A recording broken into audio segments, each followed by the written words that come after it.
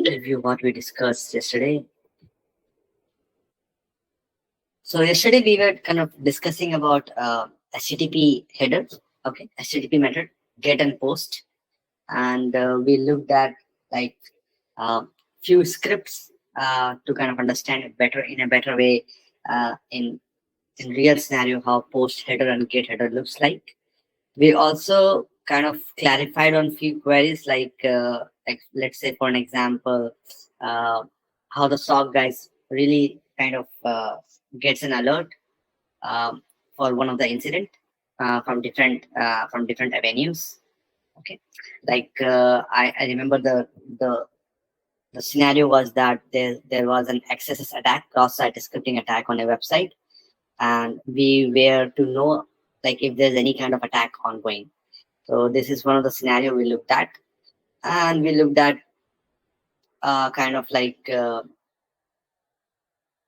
to kind of generate like quickly set up a web server, a CGI web server on Python, and then kind of like how to kind of send out a post and get request to this to that CGI web server. Okay, so now today our agenda for today is, let me just quickly write it down. So our agenda for today is to kind of complete the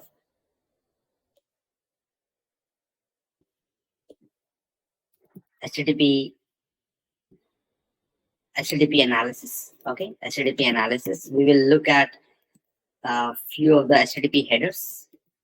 Okay, we will understand like what all those headers means, and then the other thing I have planned for today is maybe we can kind of will solve the exercise. Okay, so I will send you a pcap file which you need to download.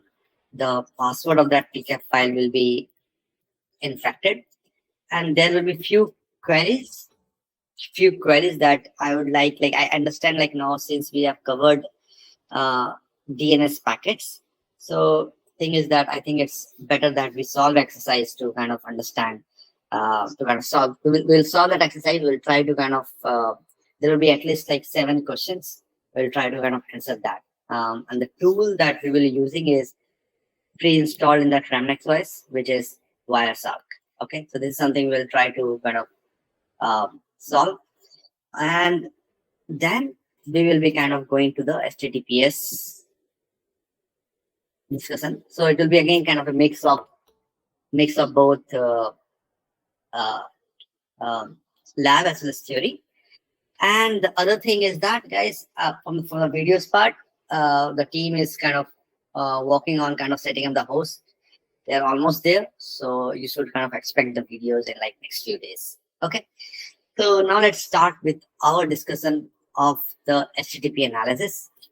And so yesterday we talked about like how the get header looks like.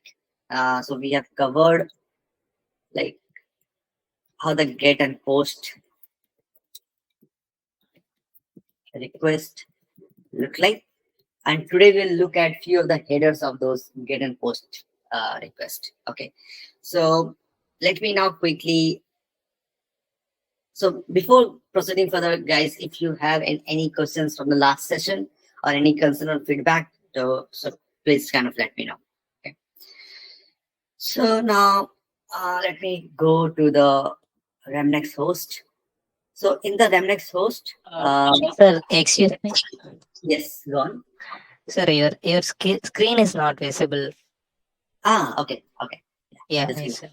Yeah, thanks for letting me know. Okay, sir. Yeah.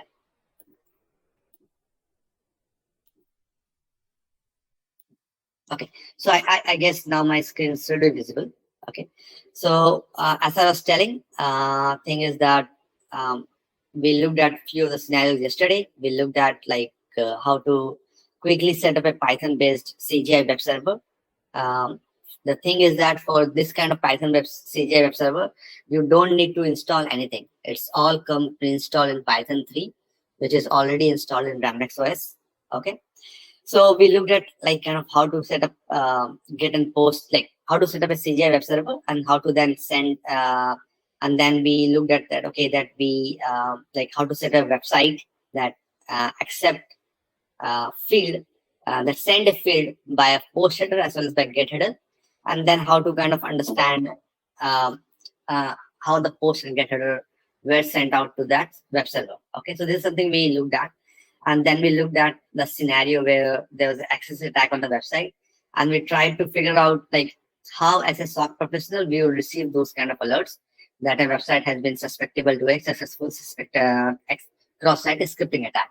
Okay, and thing is that maybe later we will look at, like, I understand few guys might not be able to understand what is this cross-site scripting attack.